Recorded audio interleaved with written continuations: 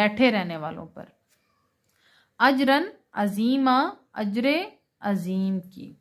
اب اللہ پاک ارشاد فرما رہا ہے کہ گھر بیٹھے رہنے والوں کی نسبت اللہ کی راہ میں جہاد کرنے والوں کی بہت زیادہ اللہ کی راہ میں، اللہ کی بارگاہ میں اہمیت ہے۔ اللہ پاک نے بہت اجر عظیم کا ان سے وعدہ فرما رکھا ہے۔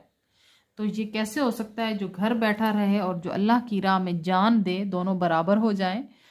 تو جو اللہ کی راہ میں جان دینے والا ہے تو پھر اللہ پاک اپنی رحمت اس پر سایہ فگن کر دیتا ہے اور اس کو اپنی رحمت کے سایہ میں لے لیتا ہے۔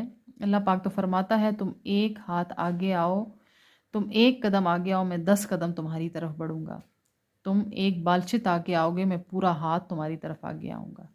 اللہ پاک فرماتا ہے تم میرے ہو کر دیکھو، میں ساری دنیا کو تمہارا کر دوں گا۔ یہ میرے رب کی رحمت ہے۔ تو اللہ پاک